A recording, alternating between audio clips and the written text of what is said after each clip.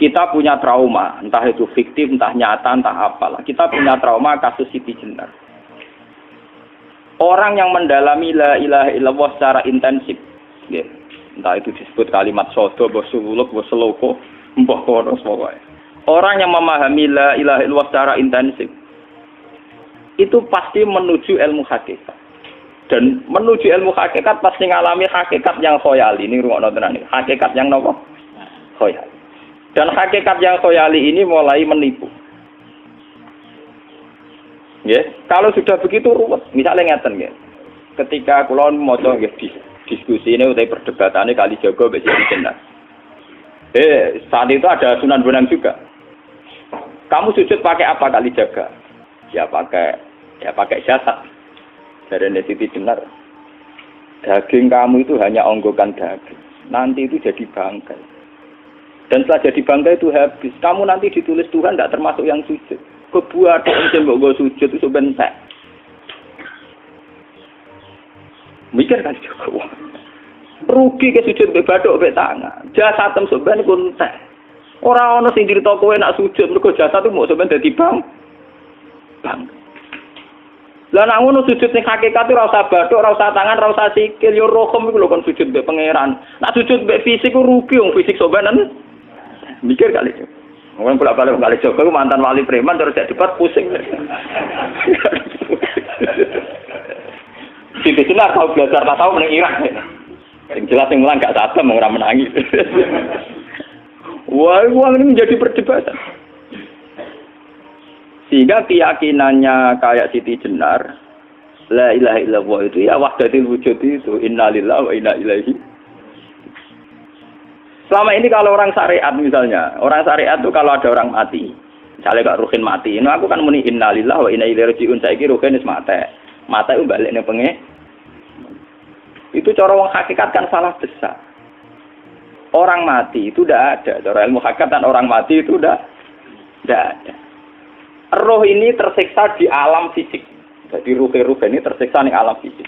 Karena ketemu ning jasate ruh. Tersiksa dulu. Akhirnya apa mangane kudu kerja piring Jepang tersiksa roh. Asal roti memang tersiksa.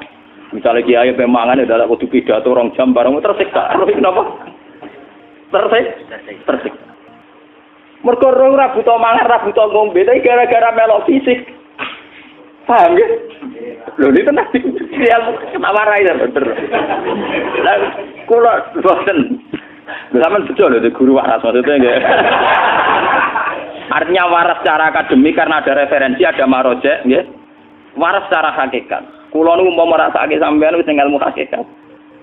Artinya saya juga ngalami ilmu hakikat. Lan ketika ini sekarang hikam, wong ora tau mukasafah ora jadi ulama. Entah sekian detik ulama itu harus pernah mukasafah. Biar merasakan ilmu napa? Ada. Tapi ilmu hakikat itu bisa dilogikakan sebelum sampean sampai secara musyahadah. Paling enggak bisa sampai secara logika. Manusia itu mulai Nabi Adam sampai sekarang itu kan punya roh. Dan roh itu tidak makhluk. Ya, roh itu tidak makhluk. Ketika roh itu diletakkan di jasad, dia itu tersiksa. Karena ketika dia ke jasad fisik, itu namanya mengalami keterpisahan dengan yang abadi. Dia ini yang jasad fisik, tersiksa. Karena dia harus di alam yang kasat mata, alam mulki. Tersiksa. Ketika dia tersiksa, melok ruhin. Akhirnya dia mangan kangelan, akhirnya lesu mangan. Padahal roh gak butuh mangan, perlu dicatat roh gak butuh. Ya ora butuh gunung kidul barang, kan ora butuh rapi. Paham kan? Ya ora butuh putus cinta, ora butuh pegatan, ora butuh macam-macam. Paham? Tapi karena dia nempel jasad sing butuh mangan, butuh rabi, butuh wedoan macam-macam. Akhirnya roh tersiksa. Suatu saat kalau roh ini dalam bahasa manusia mati, ini dalam bahasa manusia mati. Ini hakikatnya roh itu tidak mati, dia kembali ke habitatnya. Ini disebut innalillah. Kita ini dari awal ya dengan Allah. Wa inna ilaihi juga kemudian nanti kita pasti kembali ke Allah. Dan itu diyakini betul oleh orang wahdatul wujud. Jadi kalau roh mati itu ya tidak ada mati. Roh sekarang itu kembali karena sudah lama mengalami keterpisahan mergo melok fisik-fisik dan ono kerja dasinan, ono nggo proposal ruwet roh ku melok. Paham itu? Kita di roh ku napa melok roh. Lah roh ya tersiksa ngaku ora butuh mangan, ya ora butuh proposal bocah ngalor. Itu tersiksa. Makanya dalam cerita-cerita Jalaluddin Rumi yang otentik di kitab-kitab begitu. Ketika beliau mau meninggal, muridnya itu nangis. Dari Jalaluddin Rumi, kamu jangan nangisi saya ini mau pesta, saya ini mau pesta perkawinan. Kamu tidak merasakan penyesalan saya. Saya ini lama menyesal karena harus hidup bersama kamu. Terus saya ini tersiksa karena ngalami alam yang rusak, yang fana. Alam yang fana. Harusnya roh saya itu di alam abadi, bukan di sini.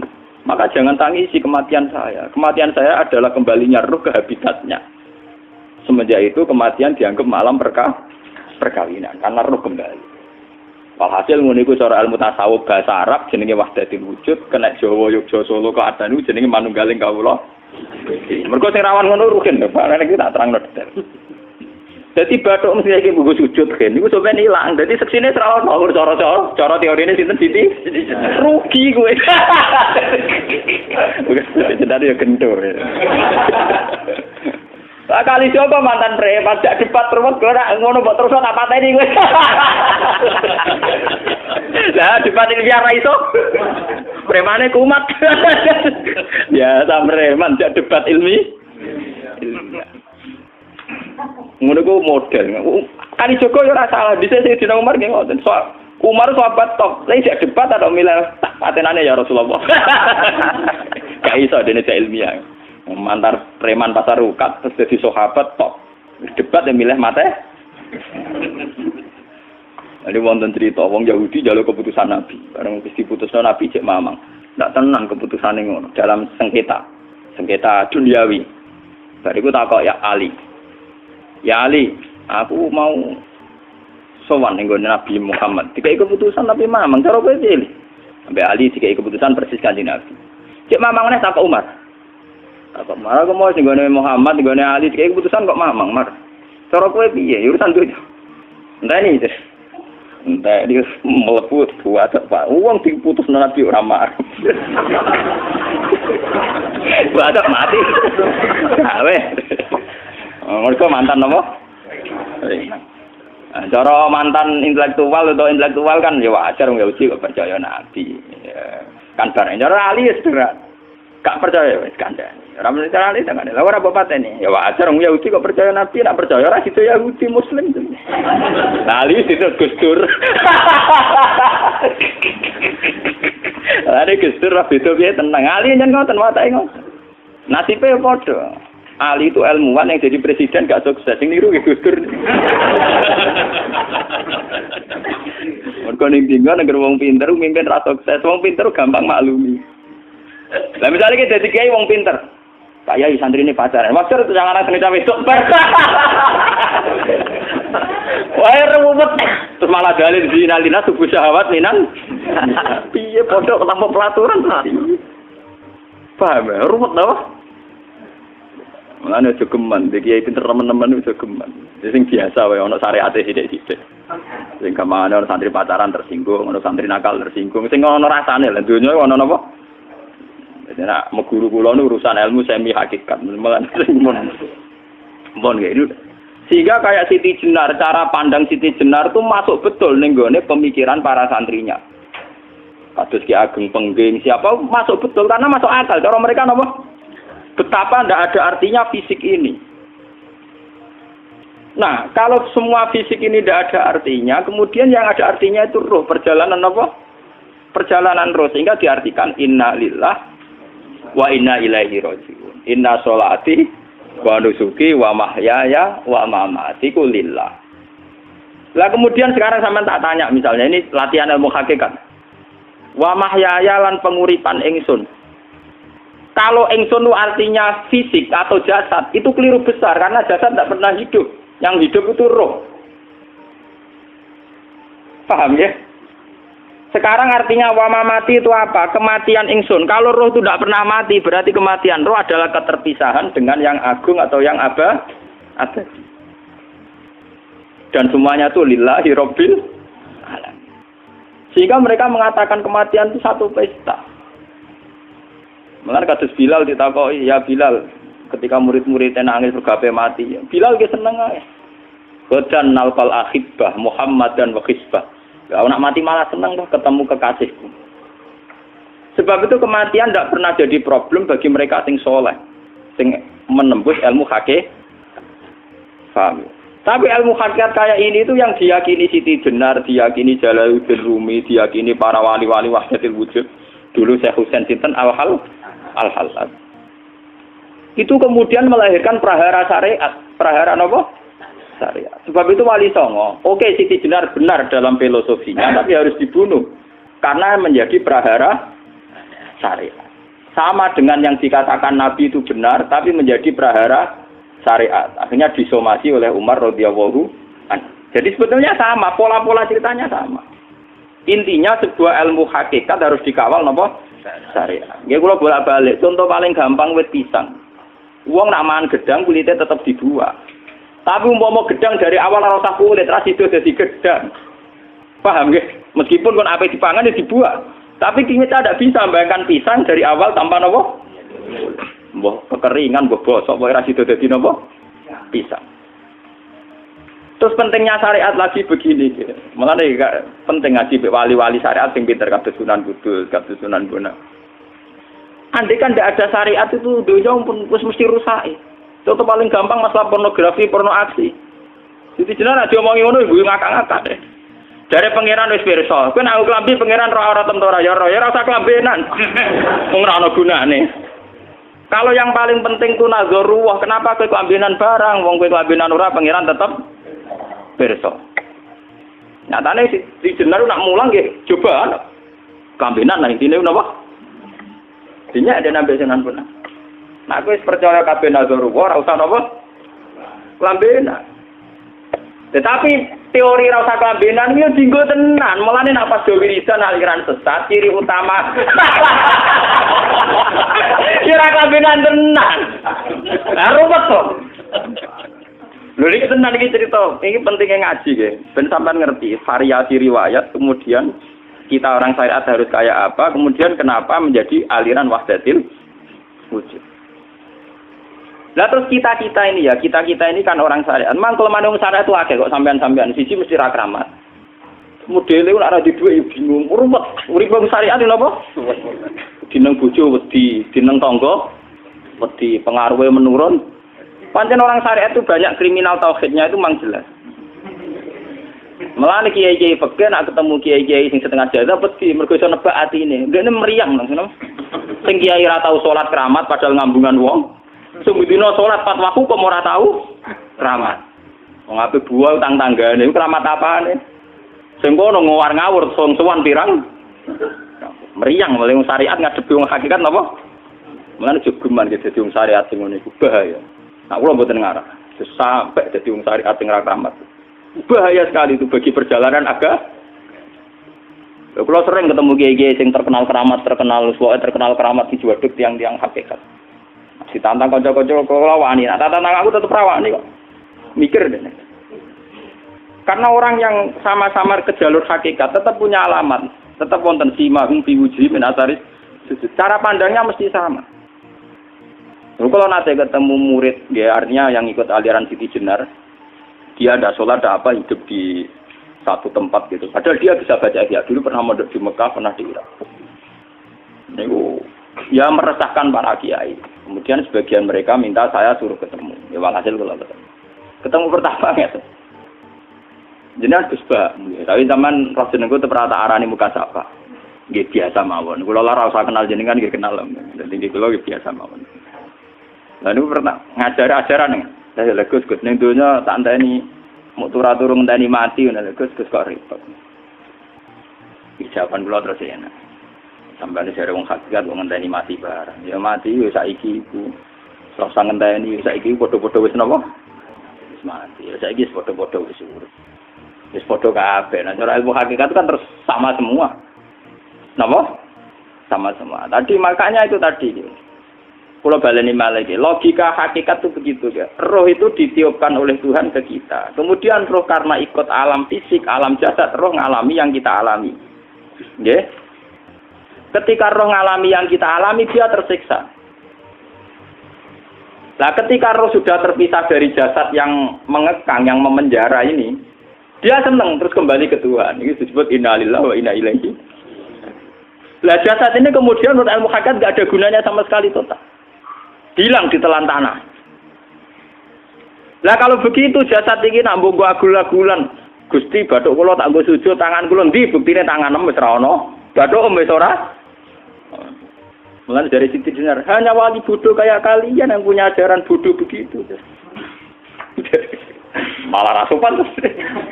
Mulane Sunan Kalijaga semangat kon mateni mergo tambah omongane glodro ndi. Tapi yang enggak disadari Siti Jenar yaitu tadi. Inti dari ilmu hakikat itu kan tunduk sama kersane Tuhan. Kalau sudah tunduk pada kersane Tuhan, kalau kersane Tuhan roh kita harus di jasad. Dan wujud jasad kita ini juga karena kehendak Tuhan. Kenapa yang wujudnya jasad yang karena kehendak Tuhan engkau ingkari? Sementara wujudnya roh tidak kamu ingkari. Toh wujudnya jasad ya bi iradatillah wa bi masyiatillah. Wujudnya roh ya bi wujudit bi masyiatillah wa ira. Harusnya fungsi jasad juga harus kamu akui toh Siti Jenar. Wong sekarang kita punya jasad ya bukan karena kita, karena kehendak Allah. Kenapa kamu ingkari? Berarti kamu ingkari kehendak meneng Siti Jenar.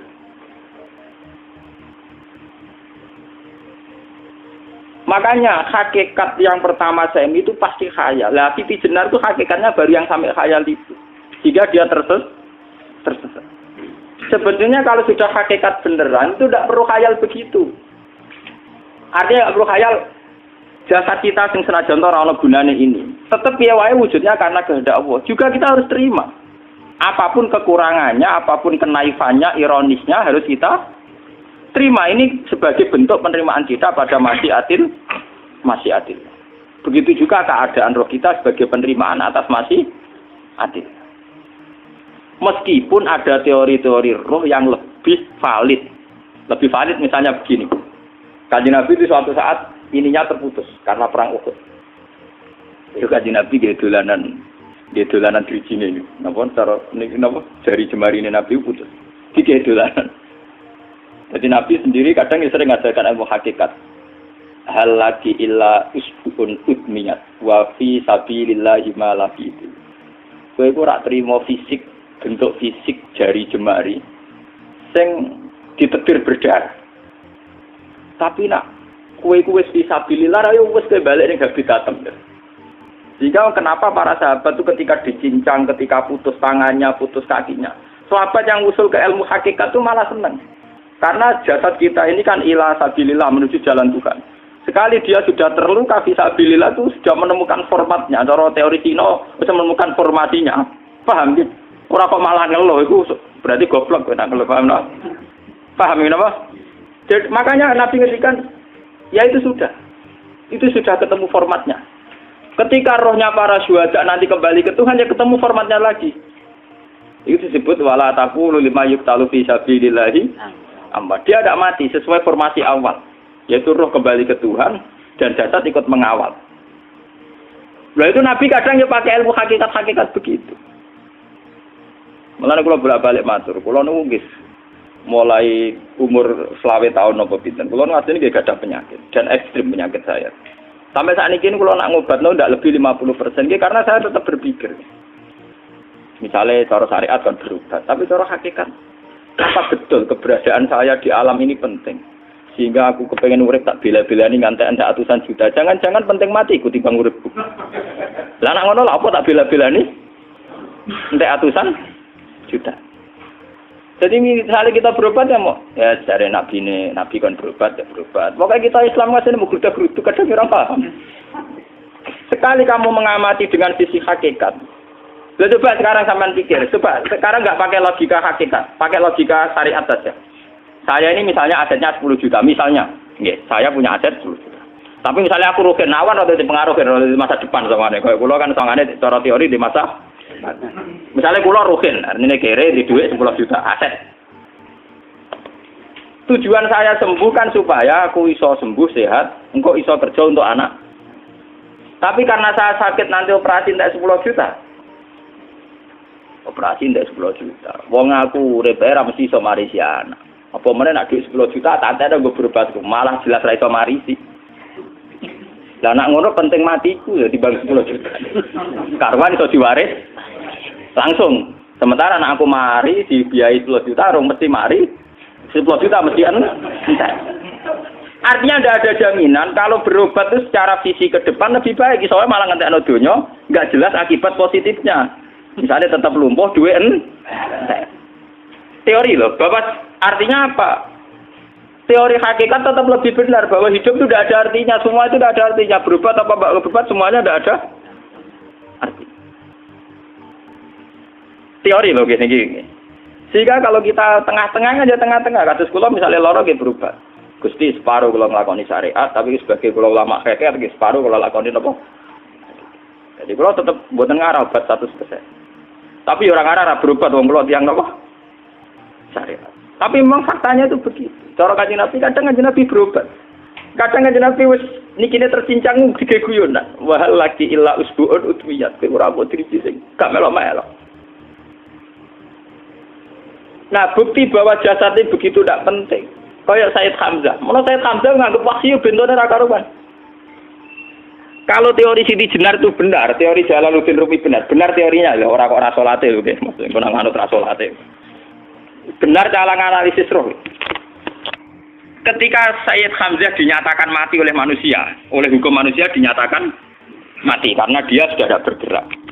Dalam teori hakikat kan rohnya Sayyid Hamzah sudah fi khawasili tuyurin khudrin. Rohnya sudah diambil Tuhan, tidak mati. Paham ya? Ketika rohnya Sayyid Hamzah sudah diambil, jasad ini sudah tidak punya rasa.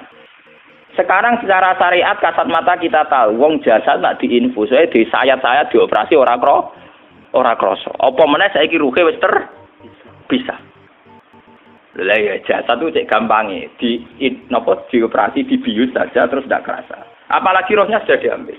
Nah saiki bayangkan, ketika Sayyid Hamzah itu sudah di atas, niku kira-kira delok wahsi ra wong bentuk. Lho wong kok baca igabus.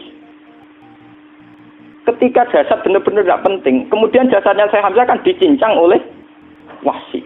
Ketika rohnya sudah diambil kan Hamzah tidak merasakan. Berarti Sayyid Hamzah guyu-guyu wahsi.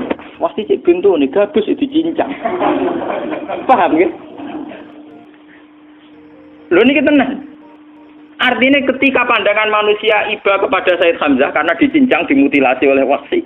Wahsi tidak mengalami Pak Sinten, Sayyid Hamzah tidak mengalami apa-apa karena rohnya sudah bersama Tuhan. Dan iso wae Sayyid Hamzah malah guyu-guyu wahsi. Cek gobloke.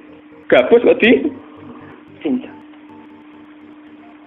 Lah nak ngono rak mirip, makanya nggih. Dalam hal ini itu dalam teori roh itu sebetulnya Siti Jenar tidak sesat dalam teori roh. Tapi jangan katakan itu penemuannya Siti Jenar. Siti Jenar itu terlambat. Sebelum itu ada Husain Al-Khallas. Sebelum itu ada Jalaluddin Rumi. Sebelum itu juga ada sahabat, ada nabi. Cuma cara aplikasinya Siti Jenar melenceng. Jadi jangan katakan kok tak kampus-kampus. Iku pendapat Siti Jenar itu malah goblok meneng. Siti Jenar itu wis anut, paham nggih maksud apa? Wis anut. Nah, teori yang sama terjadi pada Yesus Kristus. Ketika Yesus misalnya secara lahir dicincang, dimutilasi, diapakan oleh orang Yahudi. Sebetulnya rohnya dia sudah bersama Tuhan, kembali ke Tuhan Bapa, nah cara Kristen. Nah cara Islam ya balik ning pangeran. Andaikan itu iya, itu ya ada masalah karena hakikatnya dia tidak dicincang, tidak dibunuh. Andaikan iya lah, tentu menurut Islam yang dibunuh Yudas atau siapa itu yang masuk piala. Tapi sama sebetulnya teorinya sama. Kalaupun iya ada masalah. Oke, kalau misalnya Nabi Isa karena ada kontroversi menyangkut dia atau Yudas. Sekarang yang Zakaria dan ya. Zakaria itu dicincang betul oleh orang Yahudi, matinya dimutilasi. Tapi dia tidak apa-apa.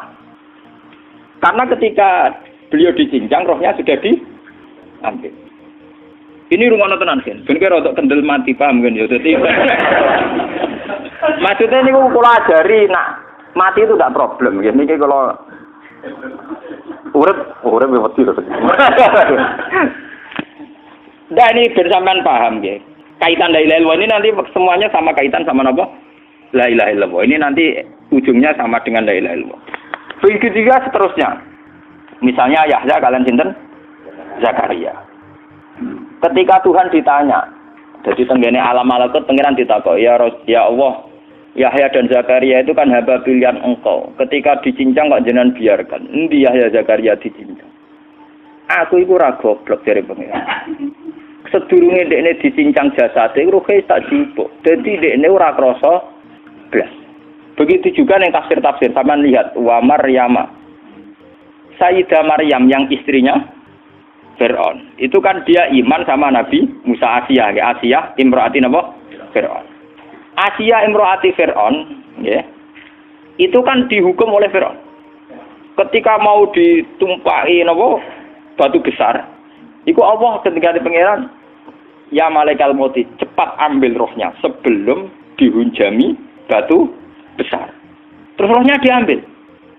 Sebab itu dalam hukum Tuhan, Tuhan itu tidak merasa bahwa Tuhan membiarkan Asiyah, membiarkan Hamzah, membiarkan Yahya, membiarkan Zakaria. Dalam hukum Tuhan, semua orang ini roh-roh terhormat. Akhirnya nak anggo teori iki sing nyincang malah goblok, wong gabus goblok cincang ngono. Dadi nak anggo teori iki malah berbalik, sing goblok sing nyincang. Paham? Yo ora kok sesuai sampean kiaskan saja. Wong dibius wae disayat-sayat gak kroso. Kaya apa nak ruhe bener-bener wis tercabut terpisah. Rasane ning ndi? Iku sing disebut wala taqulu limayuk talu fi sabilillah napa? Lah kemudian roh ini kemana? Nah, roh itu sudah menyatu dengan kalimat tauhid. Mesti roh itu bersaksi la ilaha illallah. Itu sing disebut ning alam roh ketika Allah tanya alastu bi rabbikum mesti qalu bala. Mesti mereka jawabnya apa? Bala. Karena alam roh tentu lebih mudah bersaksi akan keberhadiran dan keeksistensi Tuhan Allah Subhanahu wa taala. Paham ya niki sampean penting. Nah, ketika kalimat tauhid sudah menyatu kayak begini, itu mesti kalimat tauhid sing mesti langsung untuk swarga. Itu dimaksud Nabi mustaiqinan biha qalbu mukhlishon biha qalbu. Ati itu qalbu kan nggak bisa kamu artikan jantung atau liver kayak teori modern sekarang. Misalnya qalbun itu apa? Jadi kiai qalbun itu jantung. Nak ngono beda mek liver. Lah nak liver apa kabidun niku akal-akalan aja padha ora paham. Bahasa kolbun, fikrun, aklun itu sesuatu yang misteri. Roh ini kemudian dengan kalimat tauhid sudah menyatu disebut mukhlishon biha kolbu. Ada tingkat kemurnian hubungan roh dengan kalimat tauhid. Lah kalau begitu pasti dakhalal jannah. Karena tidak mungkin kalimat tauhid kok di neraka.